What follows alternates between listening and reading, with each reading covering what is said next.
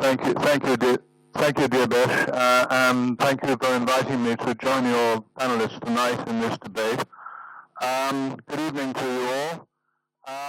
My association with the Brigade of Gurkhas started in 1967, and I did 6 tours with the Brigade of Gurkhas, culminating in command of my regiment from 1987 to 1990 in Hong Kong. And during that period, I saw a very big change in the Brigade of Gurkhas. When I first joined, it was 16,000 strong and mostly based in Malaysia, in Seremban and in southern Malaysia. And then a brigade was in Singapore and another brigade was in Hong Kong. So the Gurkhas were Far East based in the time that I was serving with them on my first tour. Service with Gurkhas was quite dissimilar to service in the rest of the British Army. I actually served 4 tours in Germany, so I was able to compare the service in the Brigade of Gurkhas to service in the mainstream army, and the service in the Brigade of Gurkhas was really quite different. I would say that the brigade was a very elite force, very unique, very professional, and right from the start I found that the Gurkhas were extraordinarily good soldiers and very, very efficient, very professional, and they really lived and worked the career that they chose. The Gurkhas, as you know, are recruited from Nepal. We recruit from East Nepal and from West Nepal. When I say East and West Nepal, the eastern area, in fact, is part of East Nepal because we didn't recruit from the whole of eastern Nepal. And the same in the west, we didn't really recruit Gurkhas from the far west of Nepal. So most of our Gurkhas were from the eastern areas that were traditional recruiting areas, and also the western areas that were also traditional recruiting areas. Now, the brigade, in fact, came from the Indian Army in 1947, when India obtained independence, and the British Army took 8 battalions, and the Indian Army took 12 battalions. And this was done by the tripartite agreement that was set up in November 1947 in Kathmandu. And this was the defining document that actually gave the brigade its terms and conditions of service. And so everything was really based on that. So one thing I was to discover when I joined the Brigade of Gurkhas right at the start was that the pay for Gurkhas was much less than that for British soldiers. And in my regiment, which was the Queen's Gurkha Signals, we had British soldiers working alongside Gurkha soldiers. But the difference was that the Gurkhas were paid roughly 1/3 of the salary of British soldiers. Now, at the time, I never knew the reasons for this, nor were they really explained. But later, I discovered, what the reasons actually were. The main reason was that the Brigade of Gurkhas' pay was tied through the tripartite agreement to the Indian Army pay regulations structured from 1940, the Indian Army Pay Code.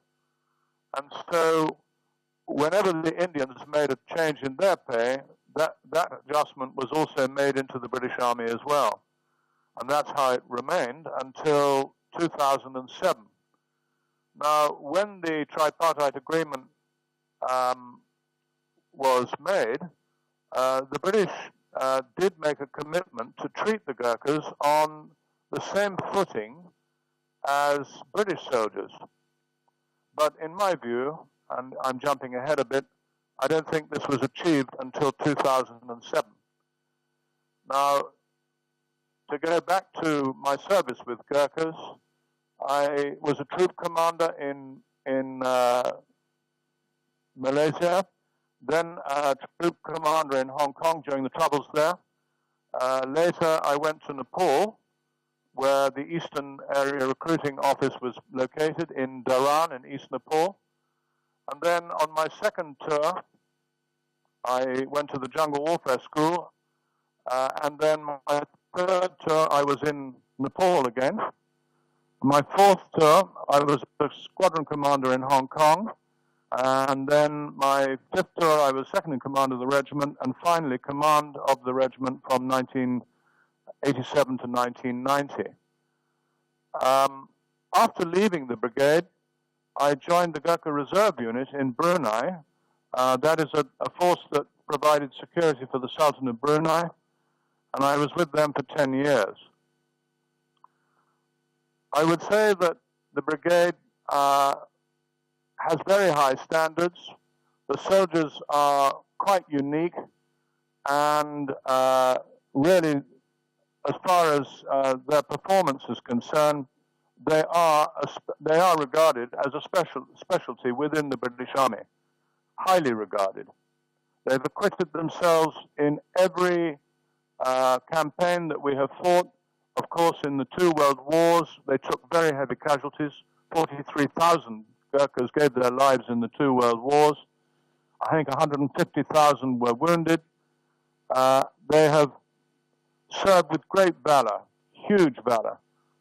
13 Victoria Crosses and countless gallantry medals.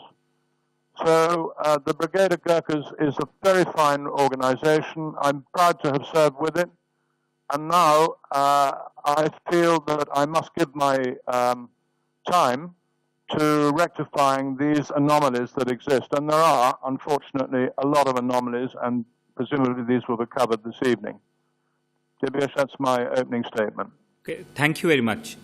Thanks a lot, Hamish. In fact, we'll move on to Deepak. I mean, so there's certain questions that Hamish raised. I mean, of course, he's based on his own experience, he talked of the very professional conduct of the Gurkhas and the contribution they made. And of course, also, I mean, one of the issue he raised was the linking of the pay to the tripartite agreement between India, British, and the Gurkhas, and all of that. Now, for me, Deepak, I mean, could you expand on that part? I'm just interested in, from what he says, Gurkhas have contributed as much as, if not more than, many of the British soldiers. So how, on what grounds, has the British government or British Army refused to treat them equally? I mean, what is the issue? Gurkhas, the Nepalese people, have been one of the most loyal friends of the British in the last 200 years. No matter what allies we have. But Gurkhas have other people who stood by Britain in the worst of times. After the independence of India, Britain wanted to take a certain number of Gurkha regiments with it to its parties. And then Britain, before 1947, Gurkhas served in the British Army without any formal agreement, without any formal terms and conditions. But they fought for Britain in the two world wars, 200,000 and 250,000 respectively. That was 30% of the eligible young deputies in Nepal. So you can imagine the human resource Nepal has supplied to Britain in these two great wars. And after 1947, there was this formalization of terms and conditions between the three countries, Nepal, India, and Britain. Now, in the tripartite agreement, it is explicitly written that Gurkhas should be part of, integral part of the British Army. They should be treated in the same footing in terms of pay, pension, facilities with the soldiers of the parent army, that is, armies of India and armies of Britain. But what happened was India and Britain went on to do a bilateral agreement that paid the Gurkha pay and pension to the Indian rates. That means, after retirement, the Gurkhas, Britain would pay Gurkhas only the rates applicable to the Indian army. Whereas the Gurkhas would spend most part of their life fighting for Britain overseas, not in India or Nepal. And our government at that time made a very explicit reservation where he said the Gurkhas should be treated exactly as your soldiers of the Direct Army. They should not be treated as or looked upon as mercenaries, and they should be given every facility that is given to your armies, so that they do not appear to look as mercenaries. And there should be an integral part of the British Army and the Indian Army. And to that, Mr. Simon, who was the British negotiator at that time, has written to our government saying that the Gurkhas will not be treated as mercenaries. They will form an integral part of the British Army, and they will be treated, given all the facilities that will be given to the British Army. That was in writing, but in practice, that never happened. Since day one, Britain has discriminated Gurkhas to such extent that they have been treated worse than mercenary soldiers in terms of pay, in terms of facilities, in terms of leave, family. Can you imagine a Gurkha soldier who fought alongside British soldiers in every war, every conflict, gets paid, Colonel Hamlet said 3 times, I say 10 times less than a British soldier. And we get 300% less pension than a British soldier. Every Gurkha soldier was kept away, was prevented from living with their family, their wives and children, for 12 years in their 15 years of service. Is that imaginable in the modern world? So, in Gurkha's 15 years of service, they only got 3 years to spend with their families. And this brought about a lot of family conflict. So, Gurkha accommodations were pathetic. The food given to Gurkhas were called GT, Gurkha troop. And there was a different food quality for British, which was called BT, British troop. Gurkhas were accommodated separately from the British. The camps were in pathetic conditions. There are so many things that has come up in this inquiry. And the government, the British government, has always defended its position and said that the Gurkhas have been treated fairly, which does not match in practice. I wanted Chandra, could you expand? Look, so this is what Deepak is saying, right? And he says with a lot of passion and truth that, look, this is what the situation is. Could you give a background to what is happening now? But is it not the case that something happened a few years ago? Again, I'm sort of pretending to be ignorant here because, of course, a lot of your audience, the British audience specifically, would be ignorant about the issues, right? Could you expand in a bit of detail? I know you have done some research on it along with your colleagues at Center for Study of Nepal Studies and University of Oxford. Could you expand on and what is the discrimination all about? And is it still persisting? Or is it something of the past? This is the main topics of today's discussion. So, within the periphery of these topics, our research, science and economic studies and also university we carried out within the periphery of this, how and why British Gurkhas are discriminated and why they are campaigning. These are things we try to highlight and try to facilitate and try to find out. So, as Hamish mentioned about that, he just slightly tried to correct his 8 battalion and 4 battalion. In fact, they were regiments, because regiments and battalions are really different. It makes different in the strength. So, and the other thing he mentioned about the tripartite agreement and 1940 Gurkha pay scheme. In fact, they endorsed for the British Gurkhas in 1947, 7th of November, by bipartite agreement. These are the things, because my interpretation and my presentation will be slightly different than the Ministry of Defence, British government and Nepal government and Gurkha organization, because my presentation is based in the fact. So that is the difference between, you will find maybe different than the campaigner group's interpretation and what they are feeling so far. So So because of that, because there is a Gurkhas are campaigning for since 1990 when the democracy came in Nepal, when then democracy allowed people to talk and express their views, and at the same time Gurkhas also started to establish their organization, and they start to fight for the equal right, they said, and since then they are fighting, and there are lots of changes came into the Brigade of Gurkhas, but still why they are campaigning and why there is a hunger strike, why there is a case filed in the European Court, and why individual Gurkhas are just fighting for this and going in front of the Parliament. So because of that, we carried out this research, which is British Gurkhas Pension Policies and Ex-Gurkha Campaigns, a review. So these are the four scholars from University of Oxford and Centre for Nepali Studies we carried out. Myself as a team leader and three other my colleagues, Dr. Krishna and Lokendra and Professor David Gellner.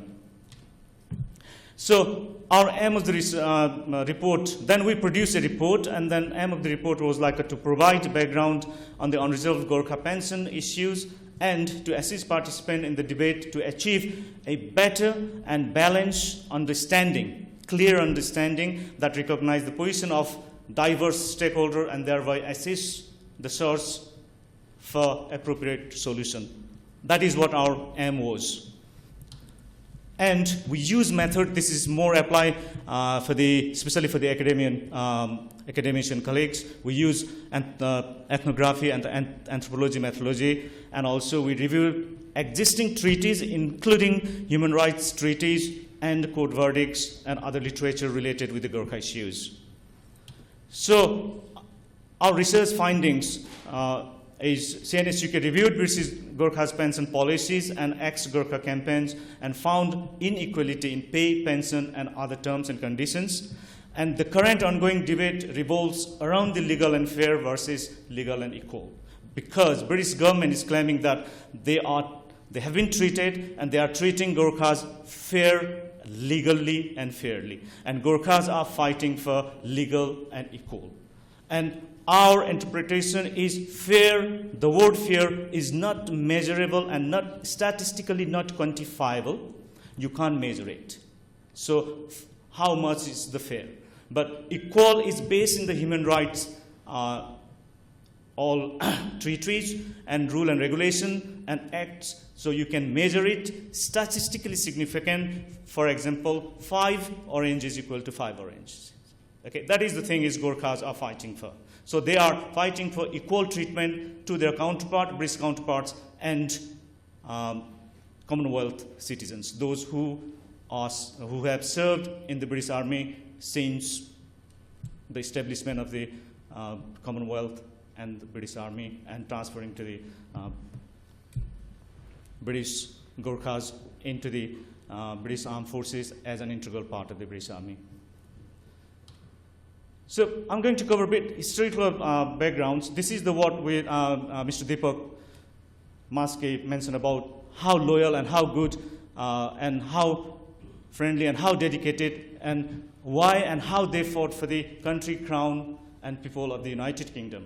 They helped the British government for establishment of Commonwealth, establishment of colonies, and as well as establishment of the Commonwealth, and then independent and democracy, establishment of the democracy in the former colonial countries. And this is clearly, Sir Ralph Turner, MC, who was also a scholar in the SOAS until mid-1950, 55, 56, around he was there, and he clearly mentioned that how trustworthy Gurkhas were.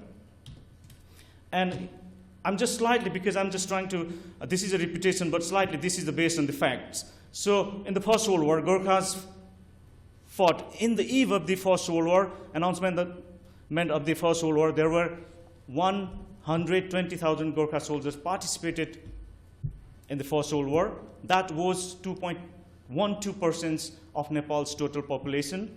And 16,000 strong Nepali army, not British Gurkhas, Nepali army, they replaced Indian armed forces to go to in front line, and also the whole Nepal army was placed as a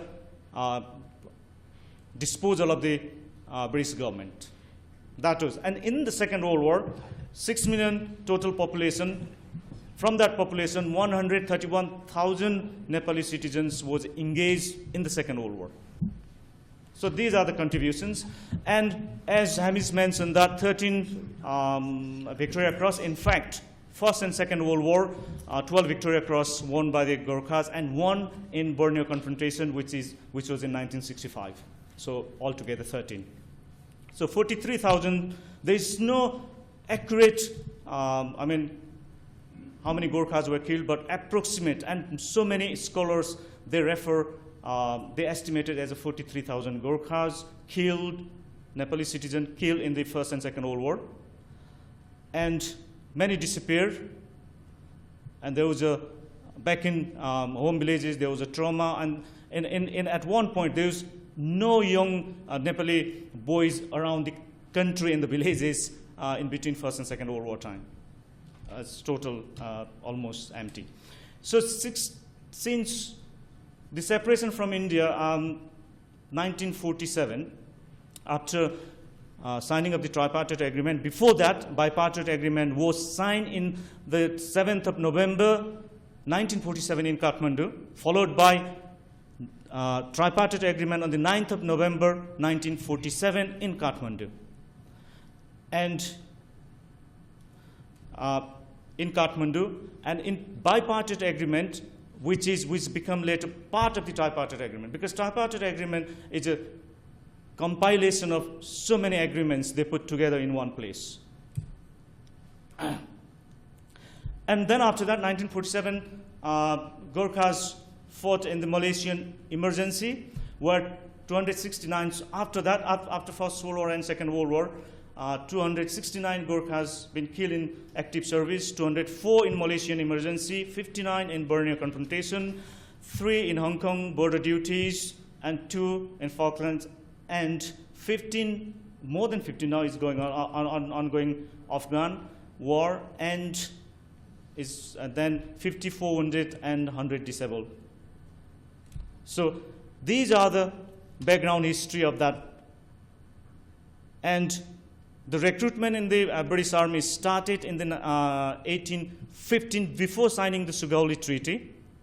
That is, then after signing the Sugauli Treaty, and then during the independence of the split of the independence of the India, the British Gurkha forces, as mentioned, Hamish and Deepak, they transferred 4 regiments, not battalions, into the British Gurkhas.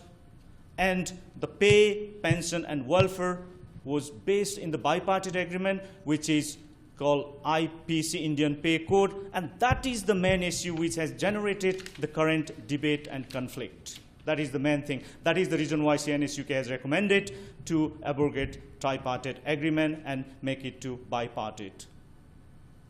Thank you. I know a lot of questions come, and we have Damien Collins joining us, but you'll have to wait for some time now because we are still covering the background to the conflict. Because as I was trying to argue that what we have covered so far is, for me, the reason this issue is important not because I'm particularly interested in Gurkhas or British Army, but it's to do with the whole idea of equality within democracy. We had Hamish Adams join us in the beginning, who was talking about how Gurkhas have contributed immensely to the British Army. We had Deepak, who was talking of the grave discriminations Gurkhas have suffered. And now we had Chandra, who was, in a sense, giving the historical background. In fact, I mean, before I asked Lal Bahadur Gurung, I mean, and Frederick, could you say more on what is the issue now? Because wasn't this issue resolved a few years ago? I think the major issue now is that the MOD fears litigation and large amounts of finance having to be paid out in compensation. So the MOD fears litigation and large amounts having to be paid in compensation. I think there's also a problem with any large institution, and attitudes get quite solidified, and within the MOD there has been this feeling that Nepalese or Gurkhas are going back to Nepal, and that they are paid within that context, which you can sort of see the reasoning behind that relating to the Indian pay agreement. But we pay no other soldiers on that basis. We don't pay Commonwealth soldiers on that basis. And certainly equality means that people are paid for the work, the service that they're giving. But that still is an attitude amongst some people that I've met within the MOD.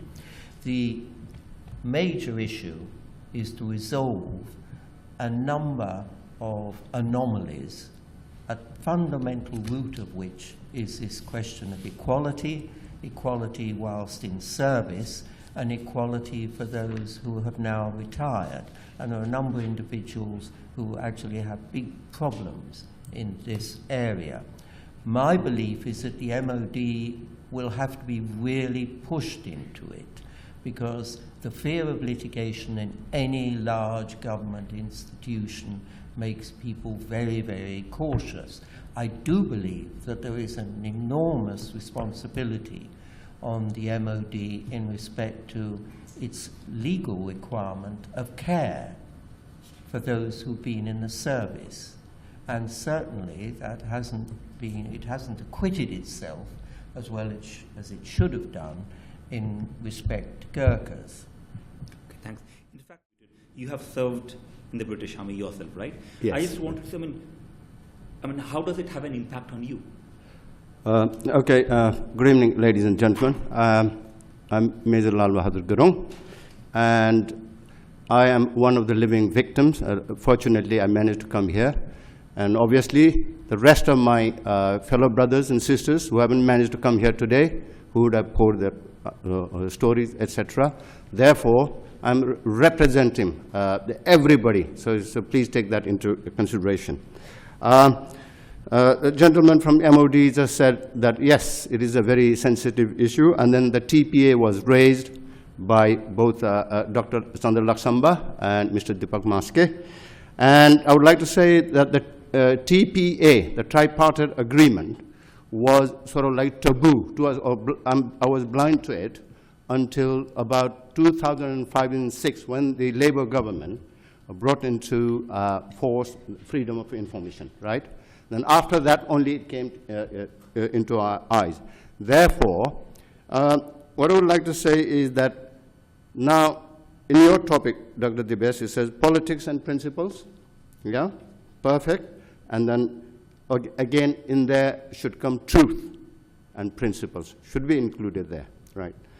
I say that because Colonel Hamish Adams had, last time he took in Houses of Parliament 4 hours to deliver his, and blow by blow, he went against the TPA, because TPA was treated like the Bible, which was sacrosanct, which was out of our reach.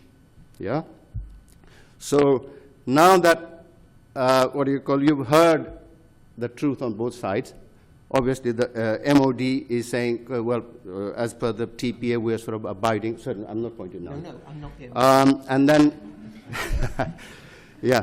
So the truth of the matter is, what I find after sort of attending the 2 hearings in the House of Parliament and today here, it has been such a very, very deeply rooted institutionalized discrimination, and it has become such that as if it doesn't exist at all. That's a truth of the matter, right? I mean, successive governments say, okay, we've been treating the Gurkhas equally, but then it's not, because the TPA says, okay, we'll treat them on the same footing as the British soldiers, yeah? But then, so therefore, in here, and then I'm one of the victims. The reason being that I joined as a soldier. I rose up through the ranks, and then in the Brigade of Gurkhas, there were 3 ranks, like let's say other ranks, from let's say Lance Corporal to Warrant Officer. Then we had the QGO, known as Queen's Gurkha Officer, and then the next step up was GCO, Gurkha Commission Officer in brackets. that's me. And that is exactly equivalent to the British late entry officers. And then obviously we had the Sanders Commission officers, and we've got behind I see Major David Owen there, Royal Engineers. And then for me to get promoted from QGO to GCO, I had to sit also sort of a 2-day test. Yeah, I passed. And then I did various other courses, that I was meant to be doing, and I did. But then I went to the British Officers' Mess, and I joined the Army in 1970, and my final date of retirement was 1 January 1998. Then at the end of my retirement, my British counterparts, early officer, they used to get approximately £60,000 tax-free grant, yeah, and mine is out here, I'll show you. And then their pension, I think, was per month after tax, equivalent to about £1,400. And then I would like to just quote mine here. It's Army Personnel Centre from Glasgow. They said, at that time, when I retired, this letter is dated the 30th of April, 1999, and my monthly gross pension was £72.20, whereas my British counterpart was getting approximately £13 to £1,400 per month. Yeah, and this I say you might say slightly less because I commuted my Gurkha pension scheme, the GPS pension, but then still, look at the vast difference, this drastic difference there. Yeah, and then also I've got at the current rate, I think the job seekers, weekly job seekers allowance is about £65, something like that. Yeah, so look at the difference. And also, fortunately, last time I didn't have this on me.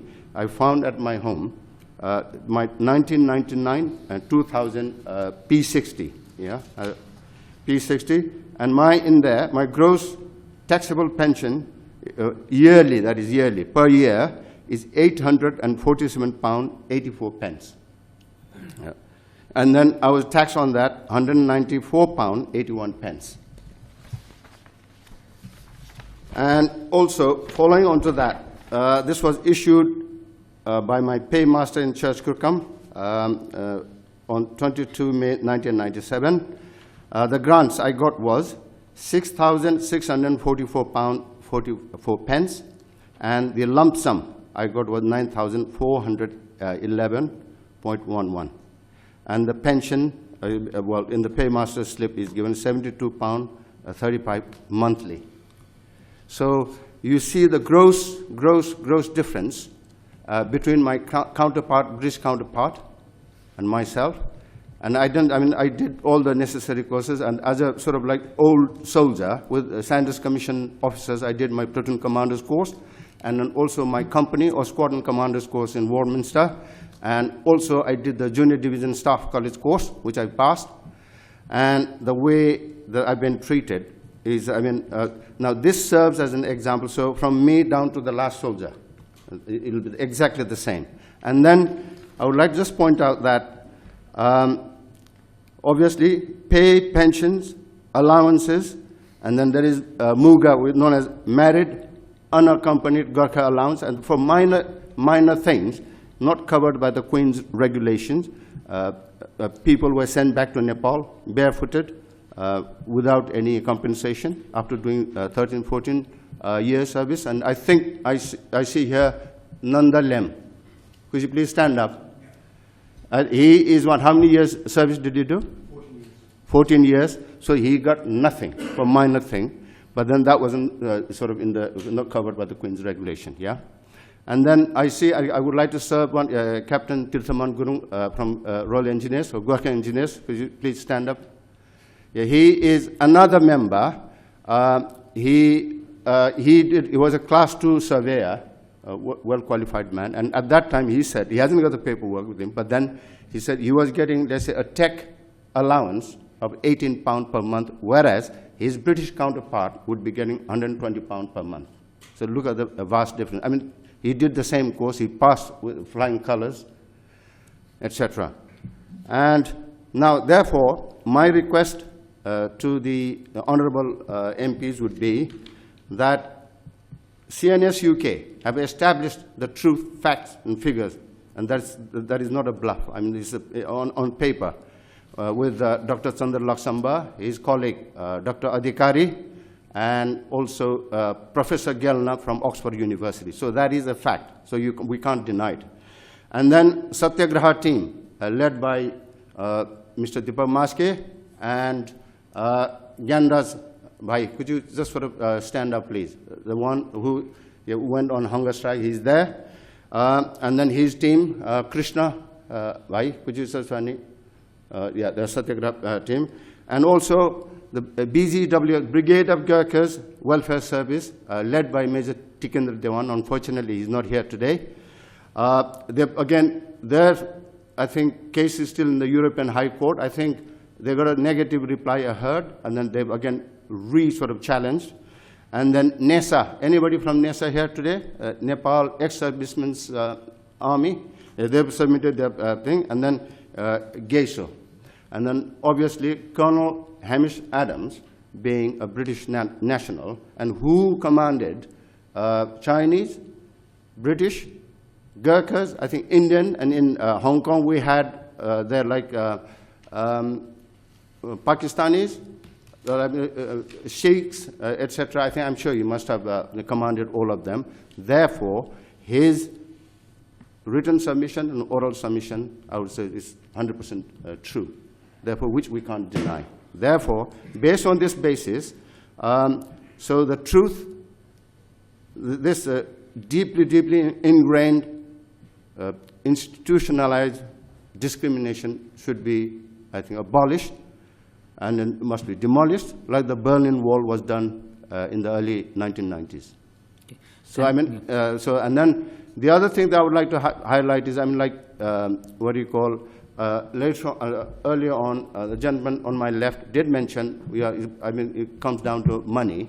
But having said that, on the budget side, I know definitely that the international foreign aid per year for the set aside by the British government is 11 billion.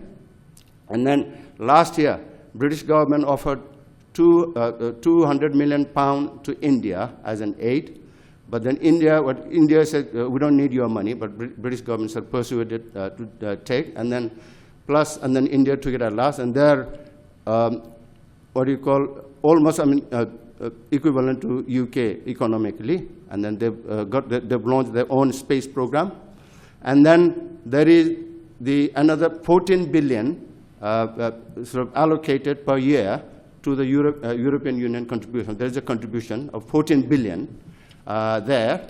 And then obviously in the past, like people from, I mean, I've got nothing against them, I mean, and then from the former communist country, we have Poland, Romania, Hungary, Latvia, Estonia, etc. They come here and they're allowed to claim child benefit, everything. Whereas, but then when it comes to the Gurkhas claiming 1p, it's looked upon by the government as if we're trying to claim £1 million. Thank you.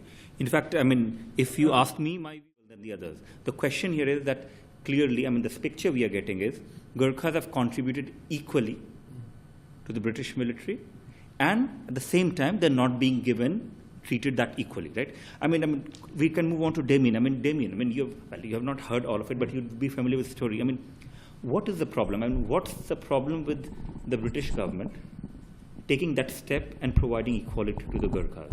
Or is what they're saying a bit of exaggeration? I mean, well, I think it's a good question, but you've got to look at things have evolved over a period of time. So the conditions for serving Gurkhas at the moment are very different from the conditions that were available for Gurkhas who served 30 or 40 years ago.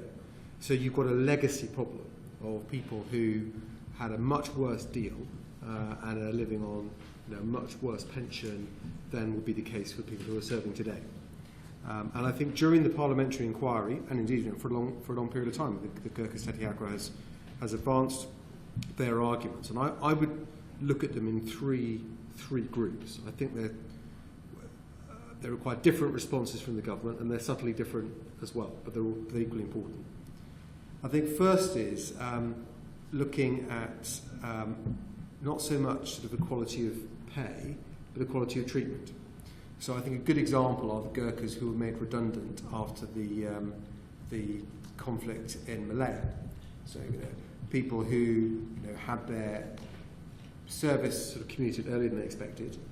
They didn't get a sort of pro rata pension for the service, which is what people in the British Army would have got at that period of time as well.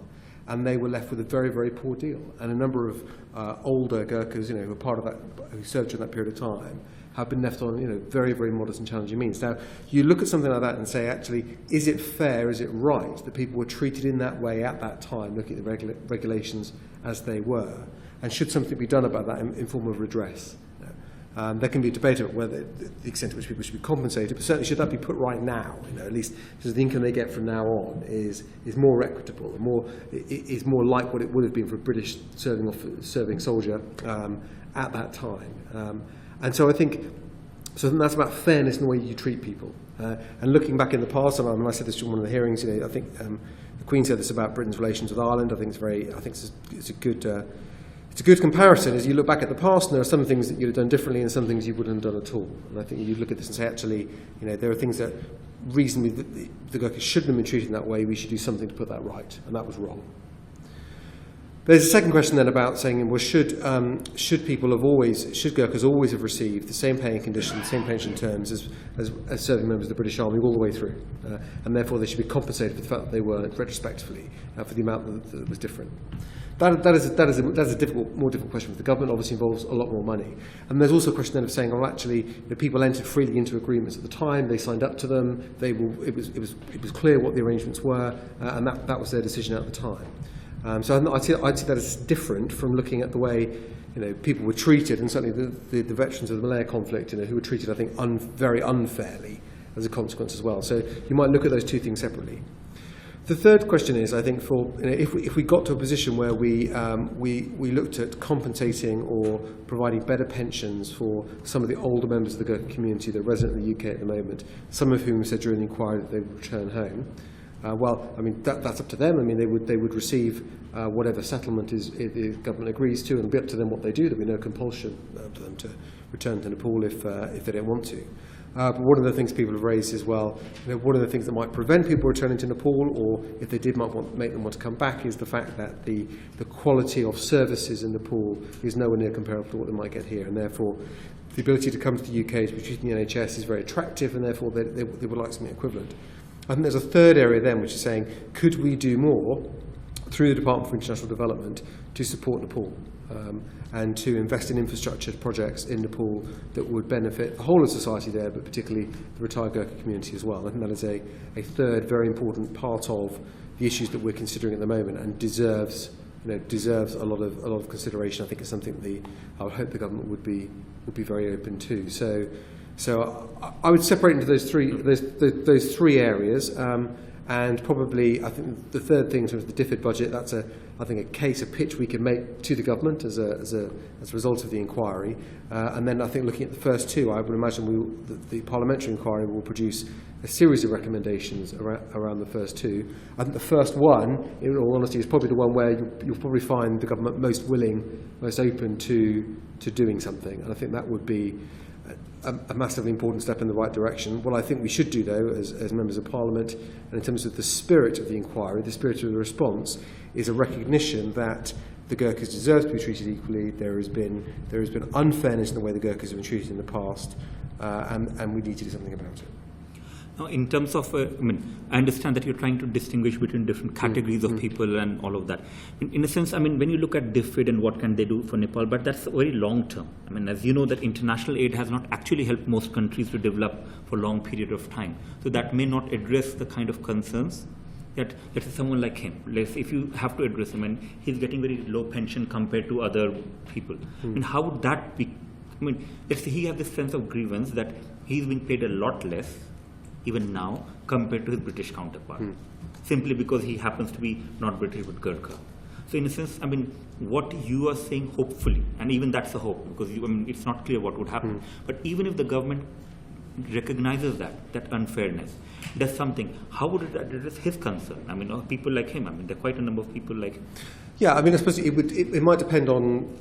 I think it might depend on when you retired and the circumstances. So there may well be some historical, grievances. I mean, where people have raised these all through the inquiry, where you actually look at the pension someone's on now and say, actually, you were treated very unfairly, particularly if there wasn't fair consideration of the number of years you'd served in calculating what your pension should have been, that even if it's not exactly the same rate as what British member of the armed forces would have got, it's calculated in the same way, using the same formula. And I think people, and people I think throughout the inquiry have said this, even if the amounts are different, it should be, they said the same principle should apply to the way in which it's calculated. So some of them might say, actually, if the government agreed to that change, I think it's something that I think there should be an equity of approach. Then someone may actually see they're getting a lot more in pension, because actually it's been recalculated on a way that is fair. So that could be an immediate area of help. The question would be, would everyone get?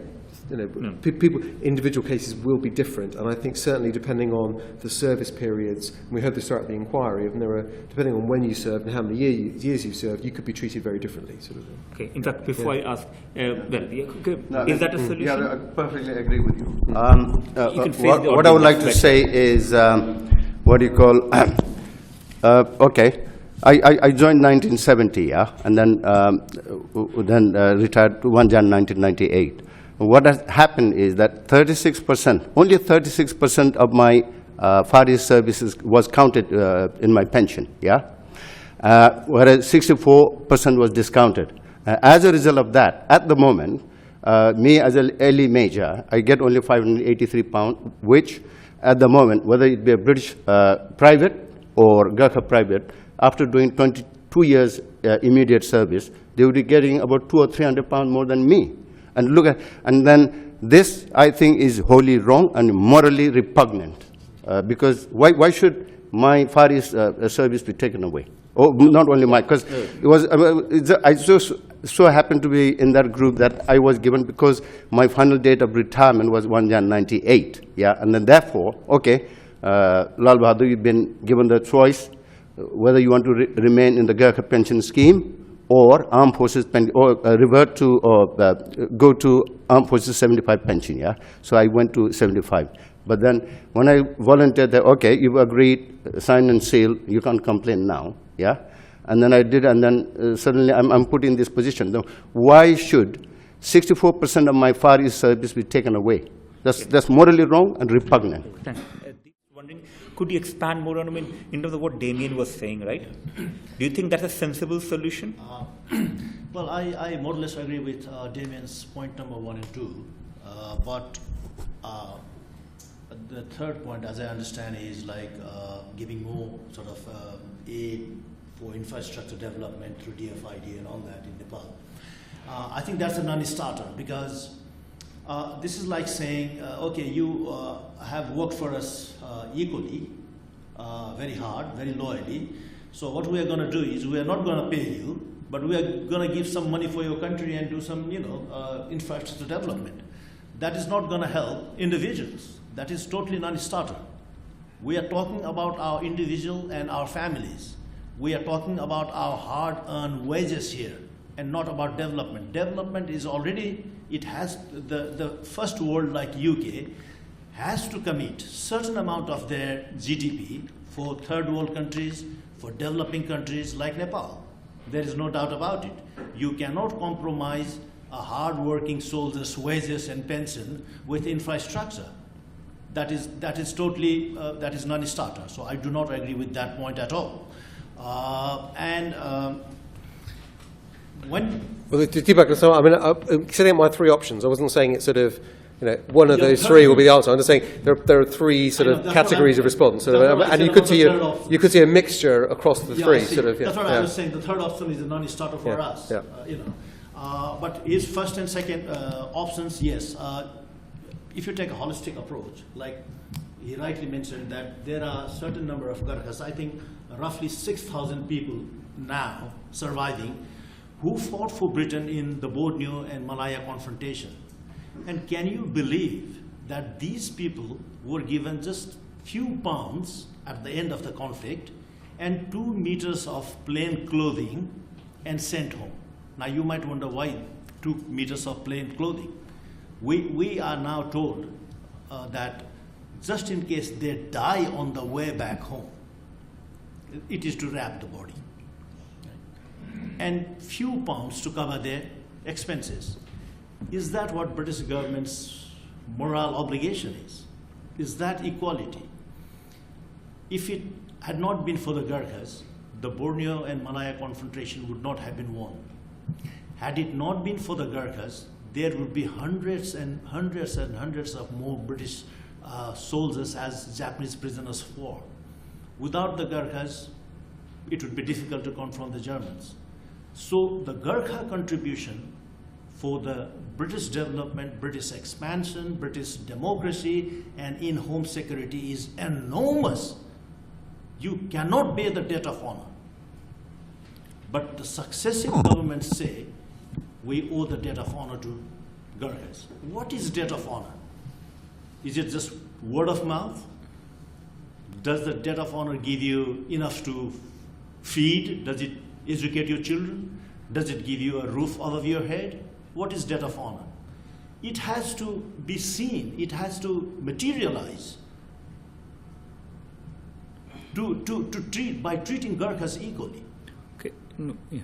Thanks. But Chandra, I mean, do you know, I mean, maybe, do you know, I mean, what kind of figures are we looking at? Imagine if, I mean, let's hope, if the British government actually acknowledges and sort of tries to redresses the historical wrong also.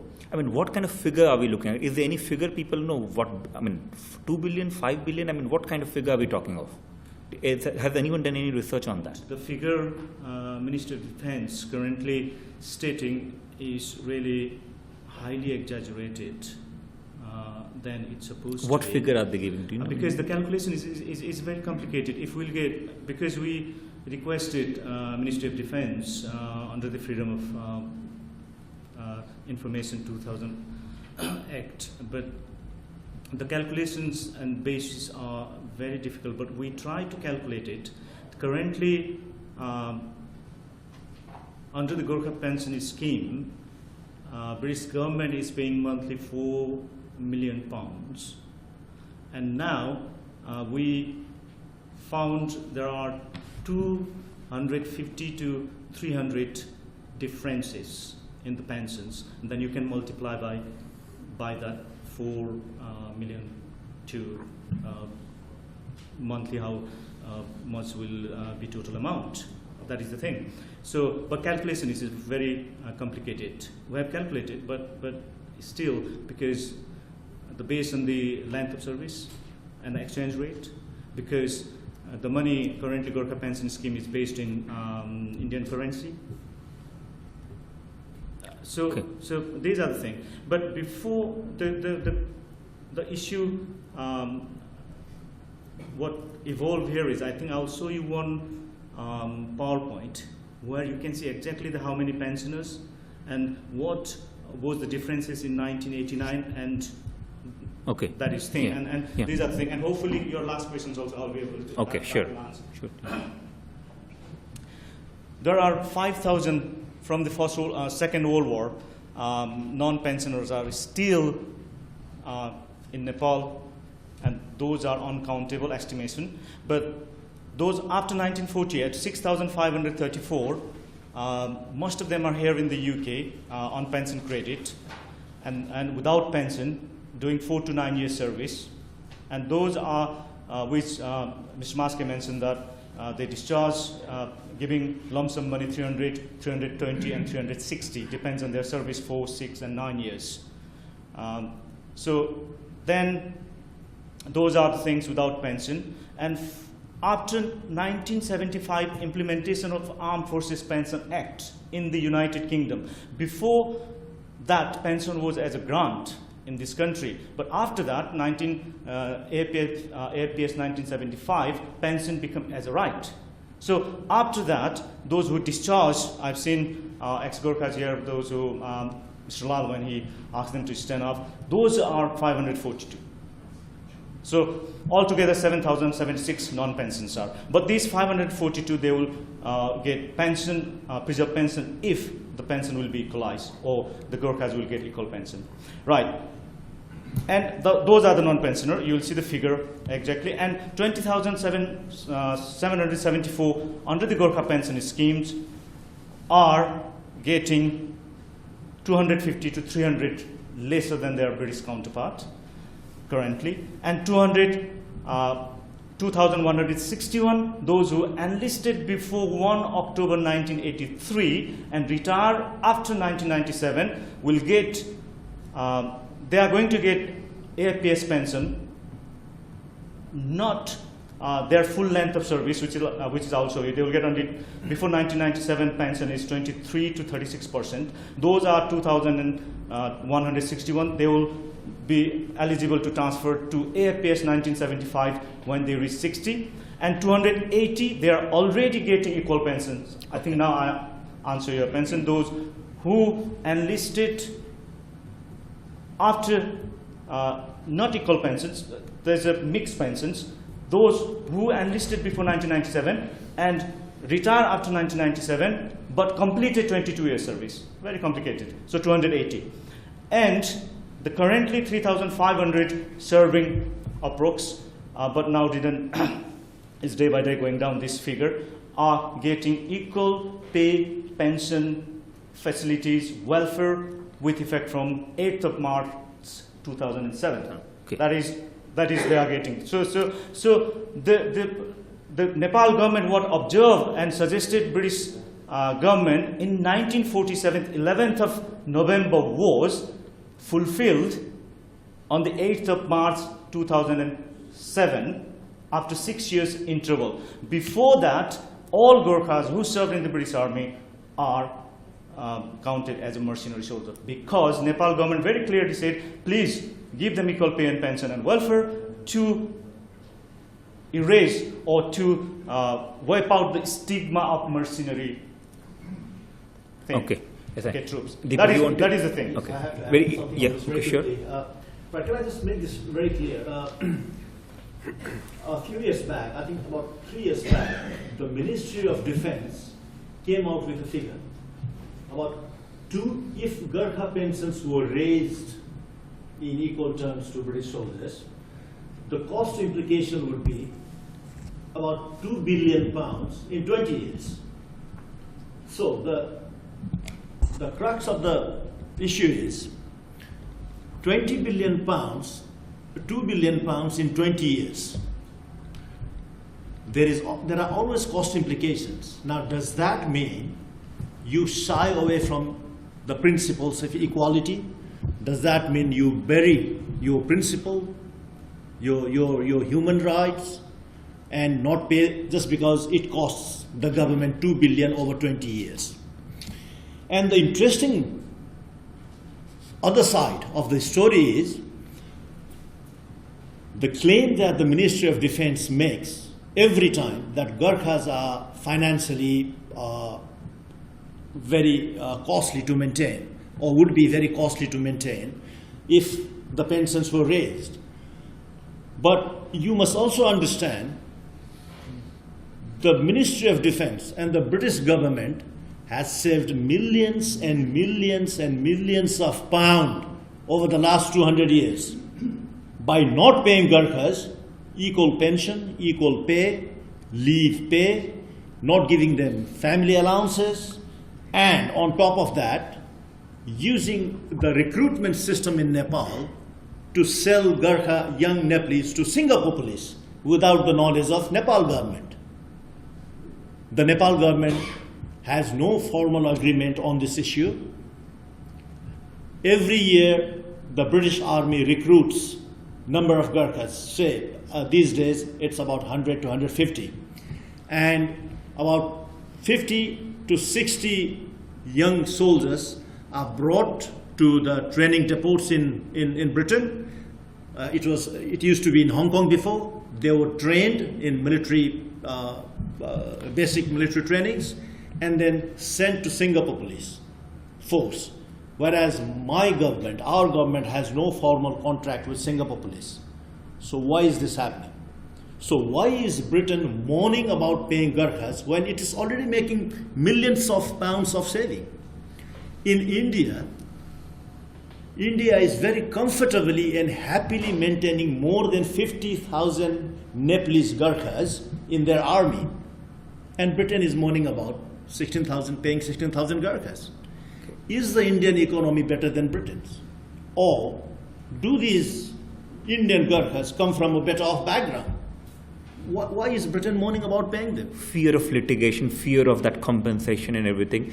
But from what it looks like, maybe it's a couple of billion, maybe 3-4 billion. I mean, I'm sort of even exaggerating the figure.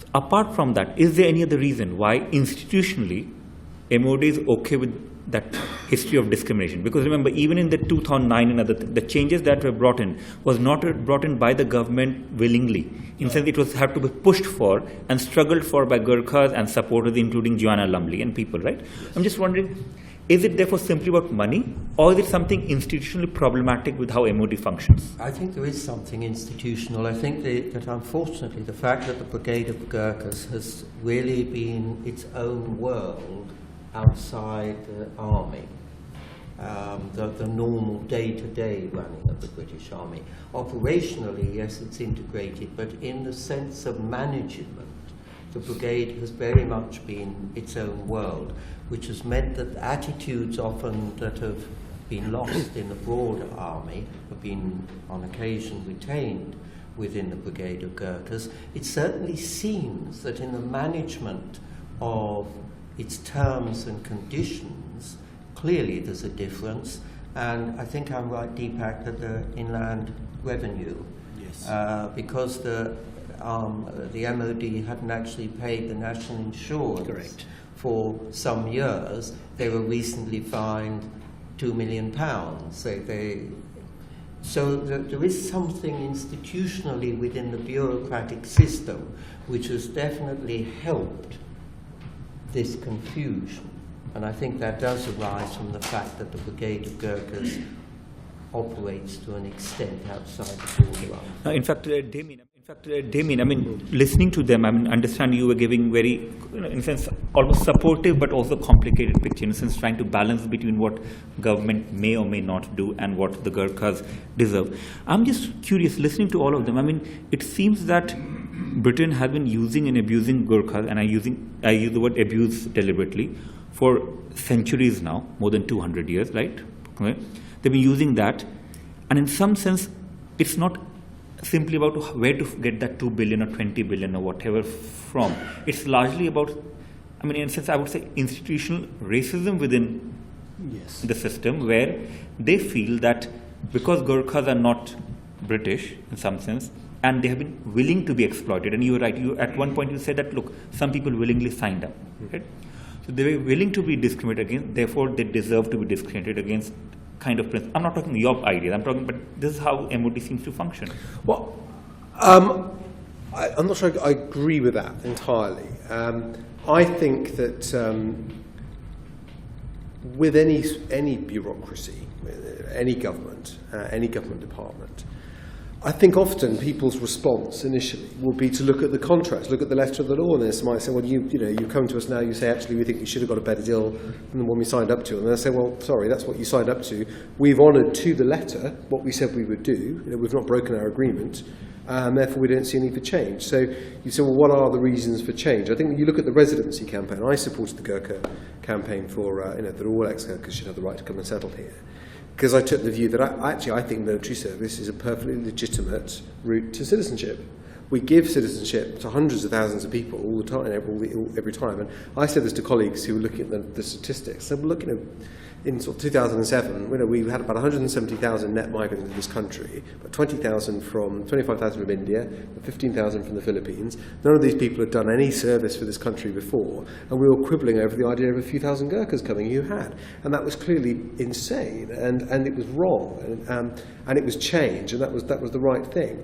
I think again, if you want to sort of get in the mind of the government on this, you look at it and say, as I said before, there are some things which I think just look incredibly unfair. There is national insurance money that was paid in by Gurkhas that was basically swallowed up by the MOD, people have never had back, and that's clearly wrong. I think the idea that the Gurkhas don't receive some Gurkhas don't receive a pension based simply on the number of years of service that they had, calculated in the same way it would be for members of the British Armed Forces. Now, that is clearly unfair and shouldn't have been allowed to happen.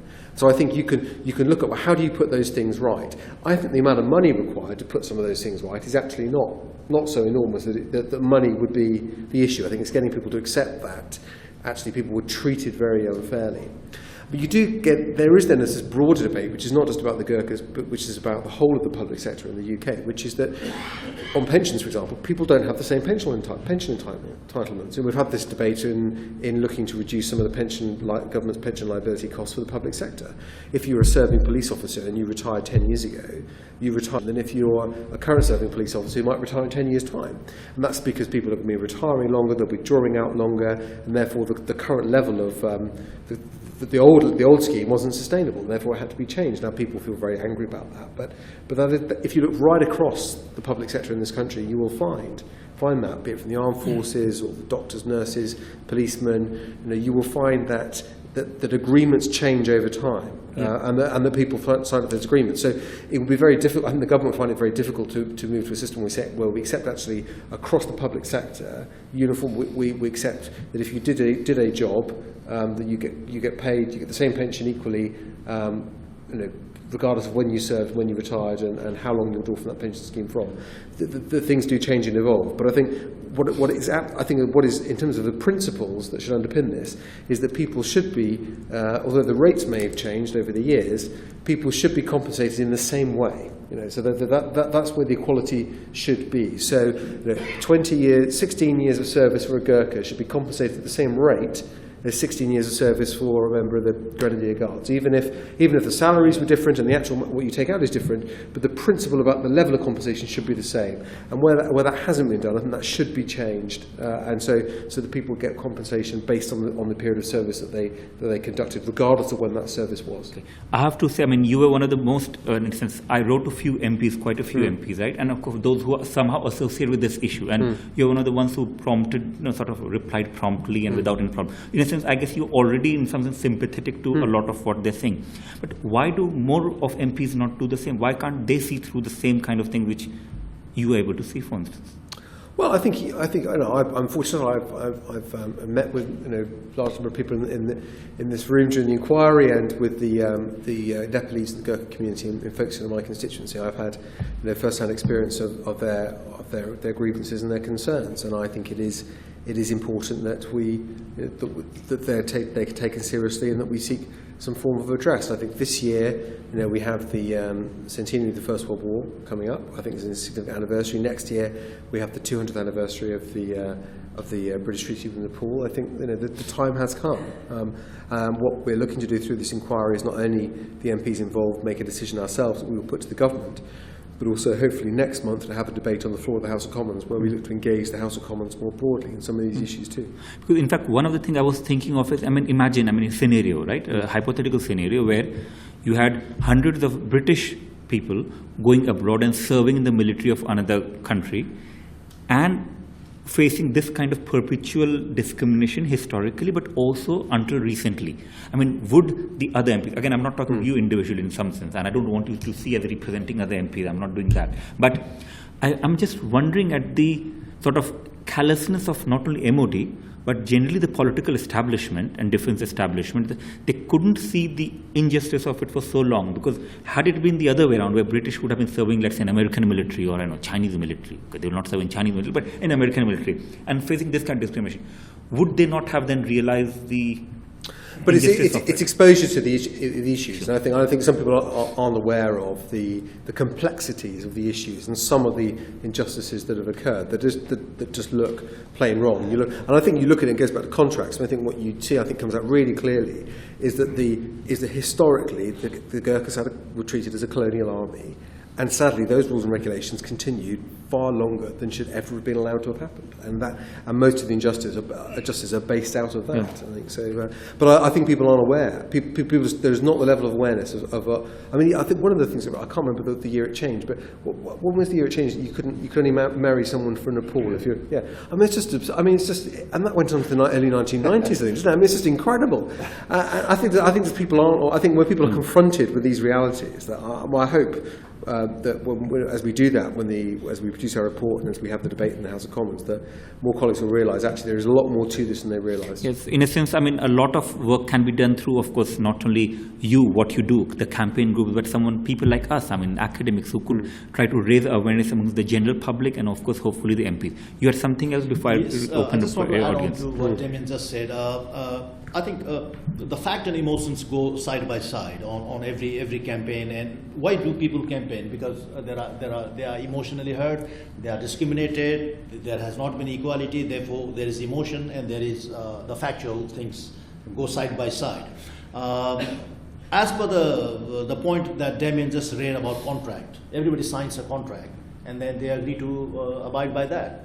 I can tell you very frankly, when it comes to Gurkha recruitment, no Gurkhas are read out contracts or no Gurkhas are given any contract paper to read. Nepal is a very, very poor country, underdeveloped country. And when there are job opportunities, people jump for it. And they only realize they are discriminated when they actually come and work for this institution and then eventually realize they do the same work but don't get paid the same. So, and there is that grievances that comes out. That is one point. So, frankly, no Gurkhas have been read out any contracts. In terms of institutional discrimination, now I want to categorize this in two parts. This has been a deliberate institutional motivation, discrimination from the part of the Ministry of Defense. And the main culprits, the designers, the grand designers of the discriminations are the Ministry of Defense civil servants who do the policy making, and the high-ranking British officers and generals who implement these, who do not bring the grievances of the Gurkhas out on the table and fight for them or speak for them. They try to suppress the Gurkha grievances. They try to, with full force, implement these discriminatory policies. I do not want to blame the politicians and the ministers. I don't want to give them a big chunk of the blame, but they do have to take the share of the blame, the successive British governments. Because, like Damien just said, exposure. These issues of discrimination has been exposed for the last 25 years. We have been campaigning for the last 25 years. We have written to every Prime Minister, every Minister of Ministry of Defence, and every MP in the British Parliament, bringing this to their knowledge. But nobody bothered to dig deep into this problem. None of the politicians bothered to hold the Ministry of Defence responsible and bring out and do investigations. So this has been, in the part of the politicians and the ministers, they just close their eyes and let this happen. That is okay. Now, Chanda, even briefly, because I want to open it up to audience. This is... you have to move ahead for the microphone. This is, in fact, I found colonial mentalities heavily embedded within the high ranking of Ministry of Defence, those who serve in the British Gurkhas, and also within the Gurkhas, that colonial mentality, what they have learned from their masters, are still heavily embedded and need to be deconstructed. Like Paulo Freire says, oppression and oppressor and oppressed both need to be relieved. As you notice or not, when we're discussing here, still the colonial mentality, the rank structure of the armed forces are still, they want to write in front of their name. It's like Captain, Major Jishio Lal, for example, Captain and Colonel Hamish. These type of, still, if you go to the even Gurkha community, you will find very heavily, that is a colonial mentality. So that needs to be deconstructed, and that is still, as we initially when we started this discussion, there is a love between British officers and Gurkha soldiers. They are very, if they meet each other from the Ministry of Defense for the curry lunch or where, there is a really good relation you will see, but not the equal relation that is the relation of master and the servant relation. In fact, yes. In fact, and that need to be, that has played vital role in making things equal. Yeah. In fact, one of the reasons I was keen on this, apart from, of course, the whole issue of discrimination and sort of what it says about British democracy, was the fact that my own research is largely to do within Tibet and then generally the Himalayan region. That whenever I look at Nepal and the representation of Nepal, let's say here, it's either Gurkhas or Sherpas.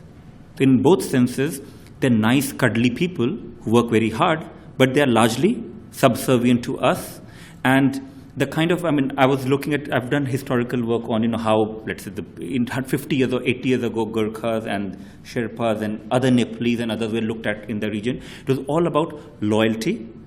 So the idea was both are loyal to each other, except, Hamish Adams may be an exception, or few officials might be an exception, but it looks like that the senior British officials expected loyalty from the Gurkhas, but we're not willing to give the same loyalty in terms of fighting for the cause.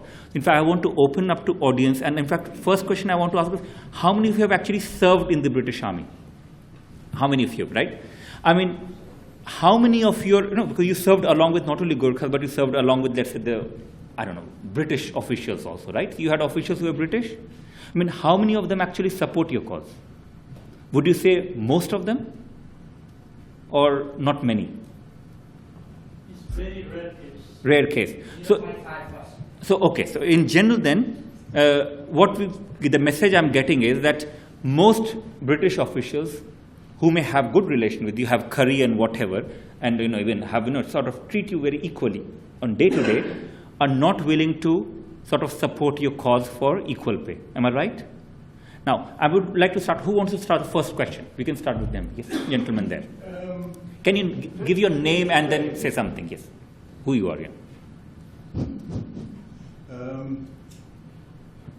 From 1948, the sort of terms and conditions of service for Gurkhas has all been run from the Ministry of Defense.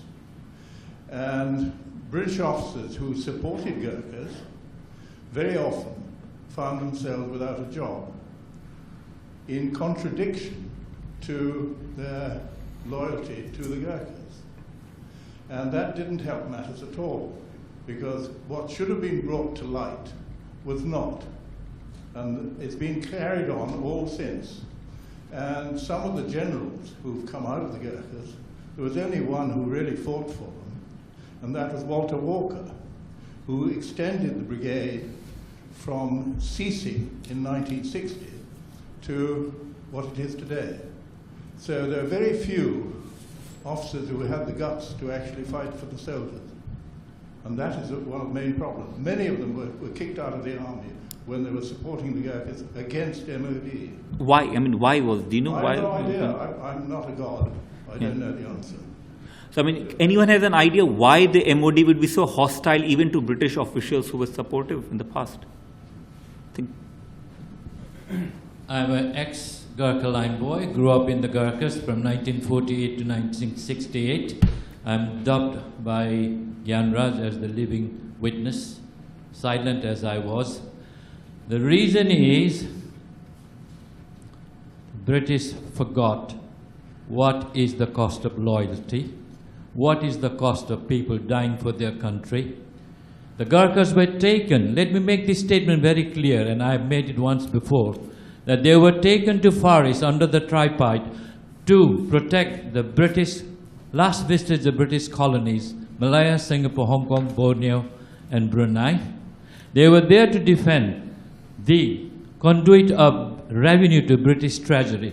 Never mind what life were cost, how many widows died, what were the living conditions as I saw it. It was dreadful. This country celebrates next year the 800th anniversary of Magna Carta. That was the prototype of human rights. And the way they treated the very man they defended their empire.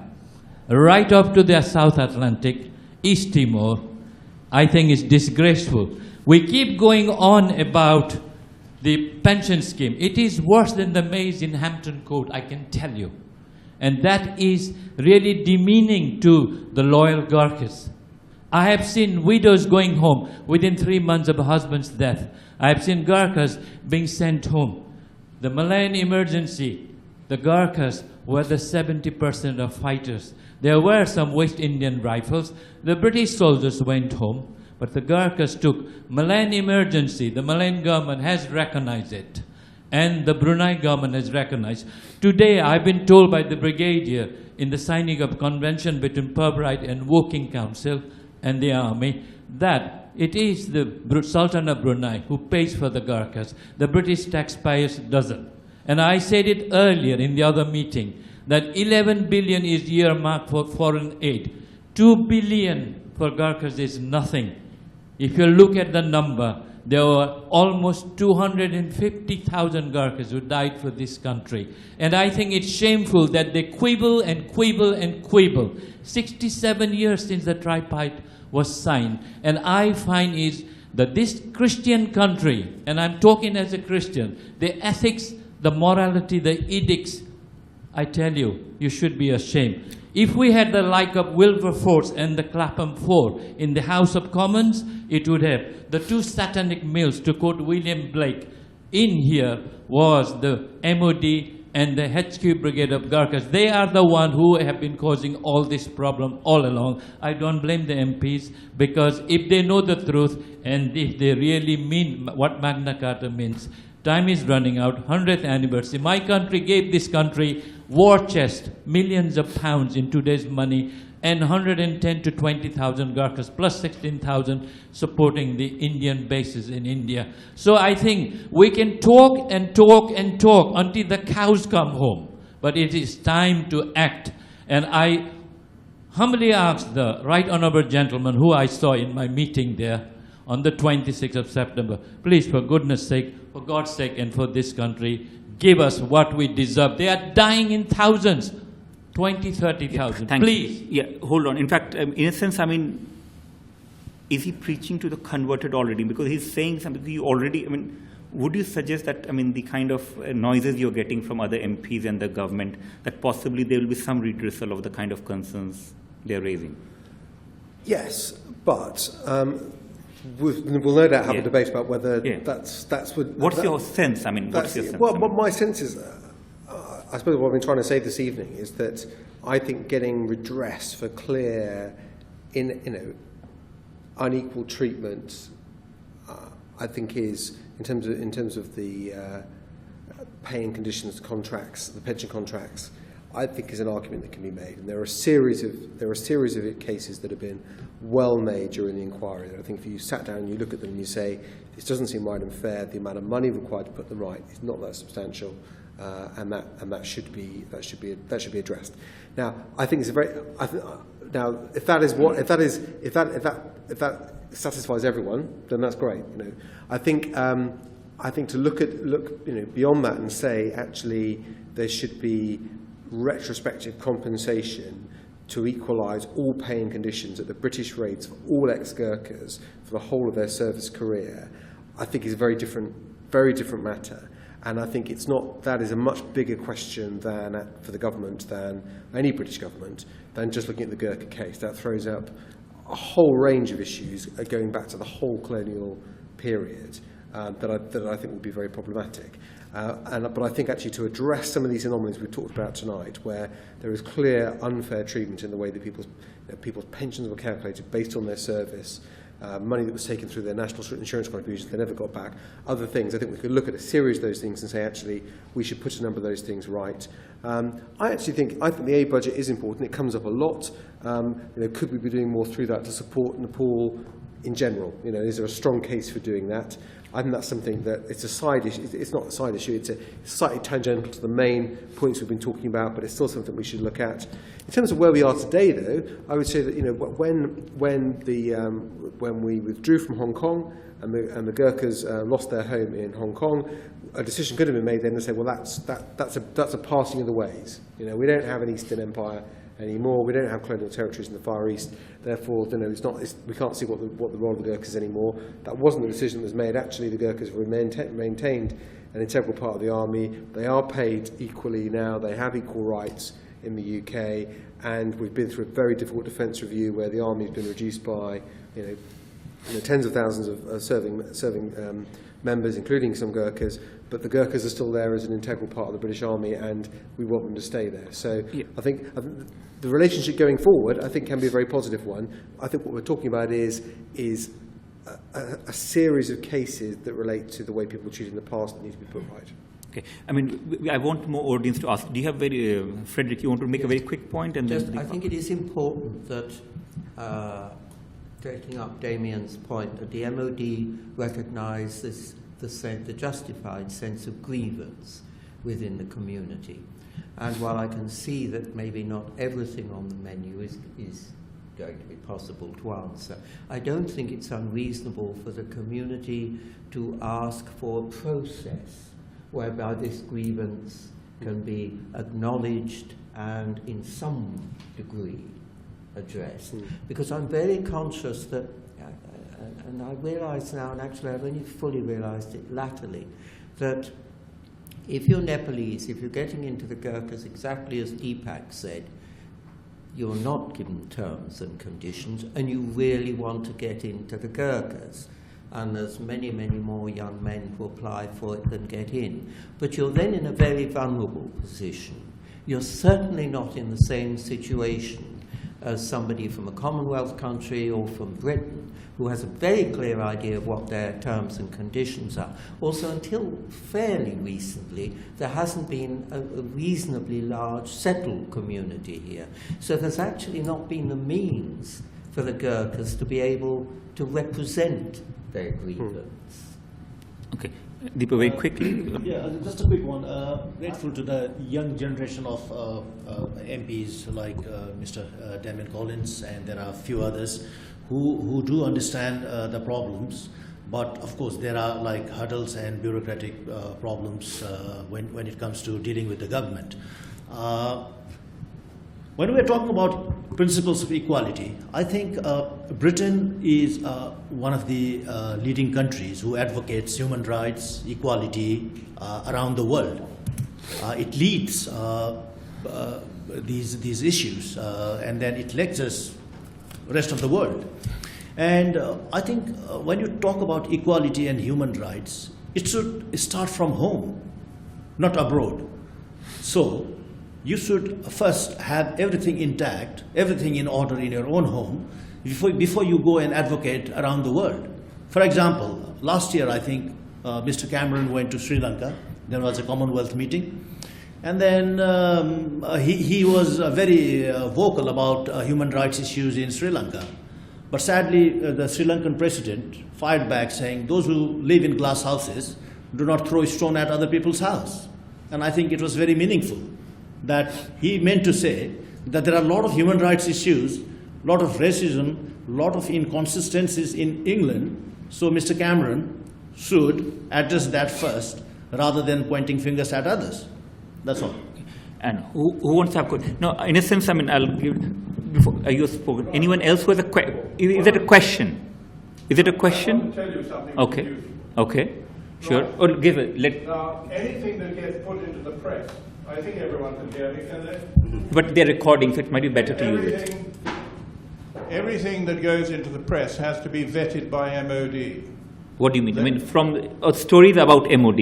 Anything to do with Gurkhas, because MOD is their mentor, right? They appointed mentor to look after them. And therefore, anything that goes in the press has to be vetted by MOD before it goes into the press. And nothing that will cause a scandal is ever allowed to appear. I wrote to the Telegraph and the Times and various others with only factual matters. None of it ever got printed. That's the reason why it goes on and on and on. And until we break that, until they have the right of appeal against MOD for information purposes, they will never win. And this, I mean... It's been going on for years. So in a sense, I mean, it's a rather depressing illustration of how limited democracy can sometimes be in Britain also, where on matters such as the Gurkha issue, even the press or the media refuses to publish something that's not approved by MOD, right? Basically, MOD should vet the newsprint for anything that is tactical or strategic against this country. Now, they misuse that rule to silence all form of discussion about any matters. And that is one of the things that Parliament ought to lift. And that hasn't been done. Is it and true? Very few MPs who are prepared to do it. Well, no, I mean, matters like this, that would not be the case for the MOD. Okay. I mean, they would not. I mean, I think we see on the whole that government departments are not very effective at telling the media not to print things, and the Ministry of Defence is not either. Now, on operational matters, then that'd be a different that'd be a different thing. But we're not really talking about operational matters here. So in a sense, I mean, of course, you know, I mean, and we did try our level best to get MPs or even people from Ministry of Defence. Largely, it was no, we are busy, or no reply. So we have tried that, right? MOD in a certain sense. Now, anyone who has a question or comment here? Actually, I have a couple of questions, right? And the first question is like, we have seen like that different recruitment centers in Nepal that have been recruiting Gurkhas for the British Army. And when we see like the people that back home, they know like there are a lot of praise going around like about the inequality and mistreatment of Gurkhas in the British Army. But again, I mean, we see like every year a lot of like Nepalese coming to the Gurkha Army. And when the conflict in Nepal started, like in 1996, one of the demands in the conflict was like the recruitment centers has to be closed immediately. That was one of the conditions, right? Because they knew like unequal treatments. So do you see like in the coming years that the recruitment centers will be closing down? Okay. Or like, and the second question is about campaign, the Gurkha campaign that's going on for years now in the UK. What as I see, like the campaign is divided like too many groups. On different lines. I mean, the leaders of different groups, they have their own interests. Do you see, like, if they come close together, they will form a stronger force, bigger voice? And again, one final comment, as Mr. Maske said there, the UK has been giving a lot of aid to Nepal, like on like promotion of human rights and all, especially after like 2006 when the new elections happened. But again, like it's like contradicting itself. It's ridiculed because the British government is itself like discriminating the Gurkhas, right? And when we see the aid that goes to Nepal is targeted like certain ethnicities, and one of the ethnicities like the Gurkhas, like the Rais and the Limbus, from where which are like supplying the Gurkha army to the British. So again, like as you said, the British government is ridiculing itself, contradicting itself, and expecting like other countries to follow the human rights and equality, but when it comes to itself, it's violating that. Okay. Anyone, we will answer question together. Any other who has question? We lost a lot of things, not only blood, tears, and life. We lost our culture, we lost our language, we lost our territory, we lost our religion. We take the responsibility over this matter. That is the big questions. Thank you. Anyone who has a question? Oh, yeah, sure. Gulawar there, the lady there. Ginger Williams Law School. Ginger Williams, Westminster Law School. Just a quick question. What about the use of judicial review? And if the UK courts refuse to accept a judicial review challenge, probably on national security grounds, I suspect, what about using the European Court of Human Rights for judicial review? Yeah, thanks. Anyone who has a question anymore? No, okay, good. Let's start with, Something basic. I mean, have Gurkhas tried to use court system? Has it worked? Not worked? Why not? Have they gone to European court? Why is it not working? Who would like to answer that question specifically?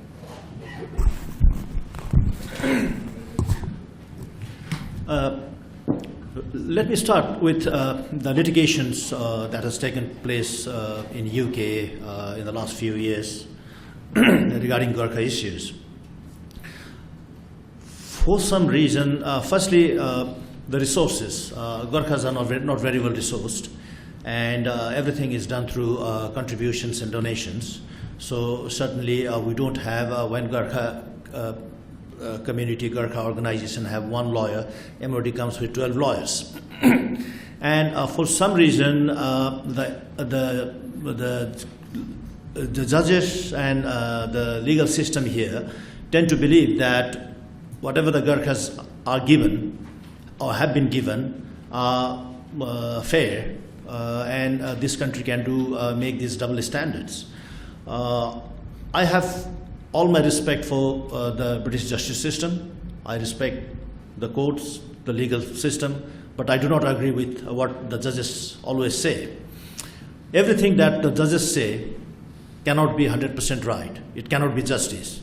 If all the things, all the decisions made by courts were 100% right or just, we wouldn't have criminals roaming around in British streets and innocent peoples in the British jails. So therefore, judges are also human beings, and maybe they need a more detailed evidence and sort of education in terms of how the Gurkhas have been institutionally discriminated. Therefore, and because now the British courts have rejected further appeals, there is a case presently being considered in the European Court of Human Rights, and we are expecting results anytime soon. That is one side. And the other side is, again, we are talking about principles here. When we talk about principles, people are meant to get equal pay for the same job wherever they work. That is in the United Nations Charter, and that is enshrined in the British Constitution. So why is Britain not paying their Gurkha soldiers, who are supposedly integral part of the British Army, and instead they are, I don't know if you are aware, they are being given charity benefits. They are being made to beg on the streets of different countries to raise funds for their own welfare. They play pipes and drums. Gurkha children were made to dance on the streets of Hong Kong, Australia, Canada. Monies are being raised from around the world, like Australia, Canada, Japan, when we have never fought for this country, even America. There are generous people who donate for, just by the name of Gurkhas, they donate enormous amount of money in the so-called Gurkha Welfare Trust. Why is this trust necessary? Who made Gurkhas welfare cases? When you fight for this country, when you are integral part of this armed forces, why do you need a Gurkha Welfare Trust? Why do you need to raise money for their own welfare? Can't Britain look after their own soldiers? Do they have British Welfare Trust in other regiments? I don't think so. Thank you, Deepak. Chandra, do you want to answer any of this, including, for instance, a very important question which was raised is, why is campaign so divided here? Or, is there any chance of recruitment centers being closed down in Nepal? Yeah, first thing, the campaign has been divided. That is a natural thing, because the way people see same thing, not all the people see from the same way. But the interpretation and seeing the world and seeing the things are different. So those who are, you can see I have a slide here, there are gays, so different Gurkha organizations are fighting for, but they're fighting for the causes and issue is the same. Fight for equal right and fight for equal pension and pay. That is the thing. But they are standing in a different paradigm platforms, and so it doesn't make any difference, because it, as far as I understand, in my understanding, that is, I think, good as well. Anyone not going to do the campaign, not going to take further, another group is continually, because these organizations are not ideological based organizations. They are professional and they are fighting for the same cause. Only they are standing in a different places because the way they see and interpret differently. That is human nature. The other thing, closing down of the Gurkha recruit. In the Nepal's economic context, yes, defeat is the United Kingdom is the major donor for Nepal. But in the context of, if you look into the Gurkhas context, now they are recruiting every year 150 to 60. And they are getting equal pay and pension. There is no problem. There is no any issues for that. The issues is only those who enlisted before 1 October 1993. That is the issue. But the closing down, Nepal government, the previous government has passed the bill as well to close down the Gurkha. But only thing is they did not implement the thing is. But they have already House of Parliaments also passed the bill, and that is the thing. So anytime. But the thing is, because of the Gurkha organizations are also opposing that, no, you can't close that one. This is, we are fighting for the equal right, but recruiting needs to be open. That is the pressure is also giving Gurkha organization to Nepal government as well. Yeah. But the court cases, I'll cover it a bit. Court cases are, in 2003, the Gurkhas lost the court case. That is because of the TPA. What interpreted in TPA is Nepal government in 1947 asked the British government, look, Gurkhas, Nepali citizen join as a Gurkha soldier as a Nepali citizen, serve as a Nepali citizen, and retire, and you must have to bring discharge in Nepal as a Nepali, according to Hindu religion. So that was the point, and they took that, the High Court took that tripartite agreement clause as a principal thing, and the Gurkhas lost because of that in 2000, early 2000 and late 1990 to early 2000, 193% pensions just the raised up to the and that was slightly up to the Nepal's serving high-level serving bureaucrats' monthly salary, the pension they raise in the living standard, and they connected with they index linked with the National Bank of Nepal inflation rate, and that is they review every year, and according to that, and because using that clause, look, we are increasing, we raise the pension up to that, so we are being fair. Yeah, and then we increase because of the inflation rate, which is the money is for the Nepali standards is reasonable. So because taking that into account, the court verdict was not, the verdict says, look, this is a fair treatment for the Gurkhas. So because of that, this is not a give and take, but we are all for the defense, Ministry of Defense, so there is no win and lose. And then that is, I'll take on 2 minutes, they substantiate that court verdict in 2007 when they equalized the pay for the serving soldiers, pay pension serving, because they said, look, Gurkha pension scheme, those who are in Nepal, because they had to go to Nepal according to the Nepal government's request. So those who are living in Nepal, principally, whatever they are, but if they are, and then the money, the pension given by the British government is suitable for that. But that substantiated court verdict was nullified by the 2009 21st of May House of Commons, and before that High Court's decision, and 29th of May House of Commons voting. That substantiation of the court verdict was nullified because all Gurkhas are 4 years and more service with Gurkhas are allowed to come to this country and allowed to become a citizen of this country. Then how that things will be, that verdict is nullified there, and that is the principle of equality, and that is the main thing lies there. Okay. Frederick, do you want to give very closing, anything you want to say in the end? we have to close very soon. So no, I think, and I mean, Damien has already referred the microphone. to this. I think, and Deepak has as well, that it does come back to a fundamental issue and principle of fairness and of equality, and that I believe that there is a very strong, enormous obligation on behalf of the British government to address that. Okay. In fact, before I ask Lal Bahadur, Damien, going back to one question that was raised about, and you had raised it also, right? So let's say use of DFID or aid in order to develop Nepal further so that life becomes better. But what the gentleman there was pointing out is that often aid is tied to where it's spent and who it's spent on. So let's say then ethnicity tie-up is there. Let's say it has to be spent more on Gurkhas. But this kind of policy, does it not actually promote more inequality also within Nepal? So you may end up in a situation where there will be a perverse incentive for Gurkhas to be willing to join in the British military, but they might, you might create more tension in Nepal than reduce it, because you'll have Gurkhas who will get better off long term in the region and other ethnicities feeling jealous.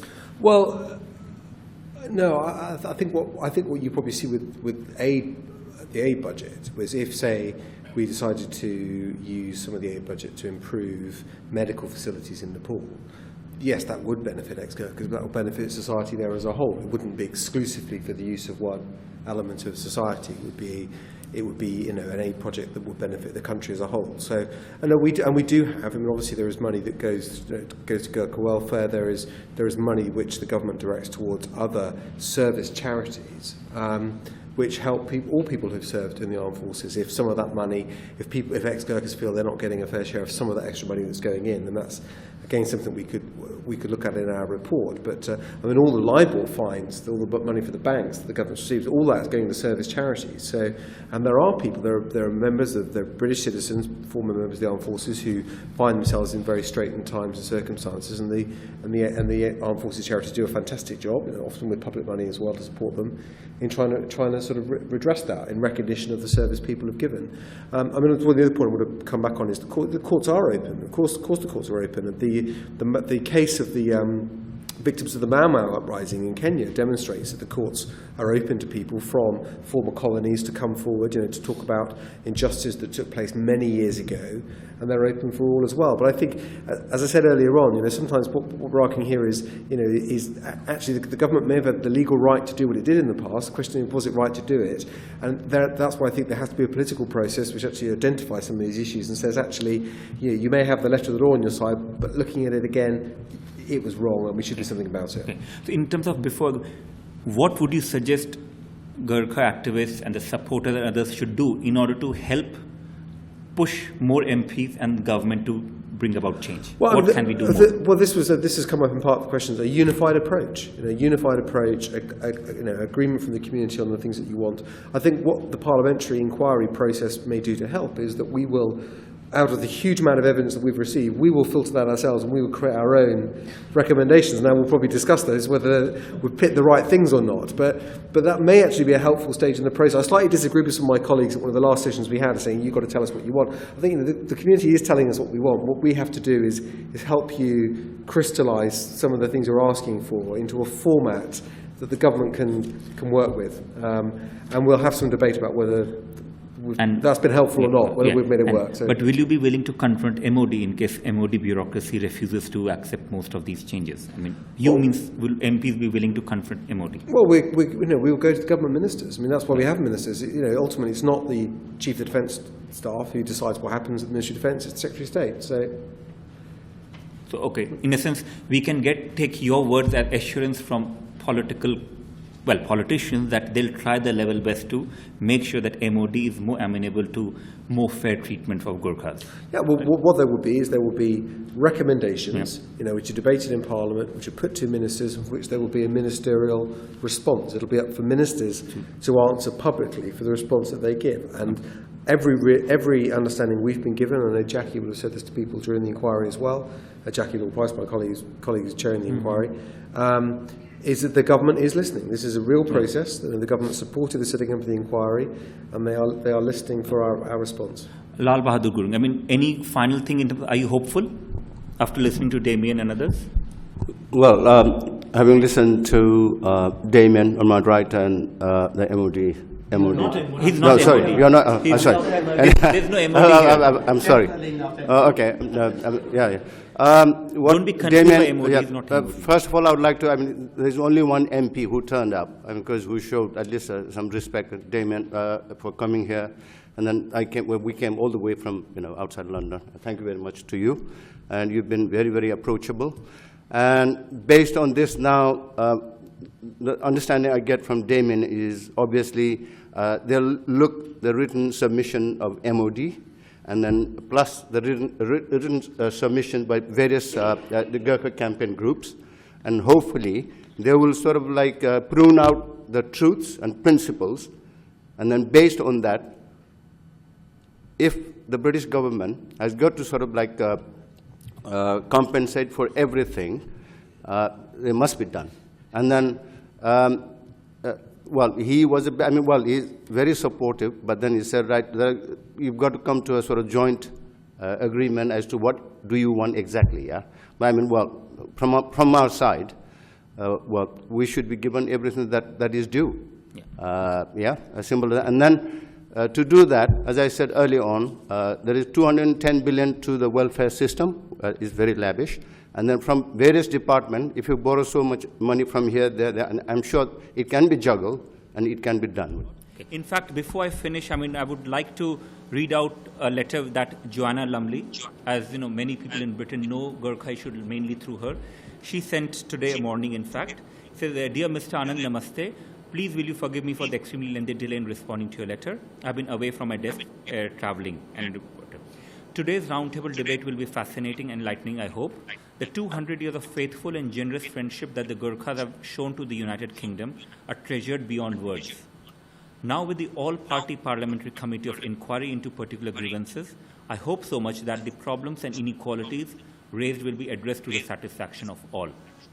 With that words, that's hopeful word, but of course she was also slightly cautious later. I'd like to again sort of wind up it. Why? Why is this issue important for people like me who may not necessarily be sort of connected with the Gurkha issue? It's partly because when we are dealing in a democracy or with a democracy, and I don't think Britain is a democracy. It's a process. It is always a process, and it's very contested. Principles are quite important, and we cannot have a healthy democracy without accepting in principle the equality part.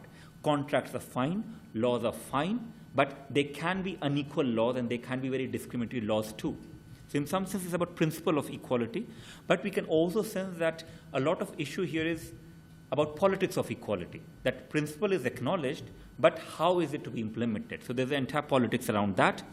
But something that gentlemen they raised, and it's quite important. Again, I don't know what exactly the details are, but if really, even those British officials who show solidarity with and want to show solidarity with Gurkhas get penalized in various ways or feel discriminated against various ways, we can see that there's there's a fundamental problem with the institution of Ministry of Defense. So the institution that is the main discriminating institution is also the institution that's supposed to take care of it and be a mentor. And this goes back to what I briefly in the discussion reminded you of. It's wider than simply about Gurkha issues. It's also how still, for many, the whole notion, the colonial notion of Gurkhas and Sherpas, I mentioned both, that's how Nepal and Nepalese are seen. Now, question is, why would Nepalese be willing to be treated like this? Well, Nepal is a very poor country. Many people are discriminated against. So not only here, they'll see what options do they have. They can join British Army, at least relatively, no equal pay, but relatively well paid come in the past, or they can go to join Indian Army, or many Nepalese would go and join different very low paid jobs in India, in South Asia, or they might go increasing to the Middle East and be exploited even more there. So in a certain sense, the notion that they're willing to be exploited should not be used against them to discriminate against them. Because they're willing to be exploited because they do not have an option but to be exploited. But a fair system and a more democratic system would be one that tries to minimize that discrimination and treats them as not only legal and fair and also legal and equal, because there can be no fairness without equality. And I mean, in a certain sense, I hope this event, I mean, most of you already knew of these subjects, but we are recording it. I mean, I realized from Damien also, and when you look at the MPs who sort of responded to us, and Virendra Sharma could not join today, he was supposed to, but MPs who responded are also those who are either familiar with it personally or because they have constituents who are Gurkhas, which tells us a lot about, a lot of time politicians will do it when it feels that they have to do it. So what should we do as those who support these kind of issues is campaign, raise awareness. And I mean, in certain sense, I would welcome you again. Rather than you thanking me, I would thank you for sort of giving us the opportunity for hosting this kind of roundtable. And as a department, we are committed to supporting these kinds of activities and these kinds of issues that are intellectual, scholarly, but more importantly, something that affects lives of everyone. On that note, let me thank all of you here. Thanks for coming, and thanks to all of you. And hopefully, you'll win in the end, and there'll be equality.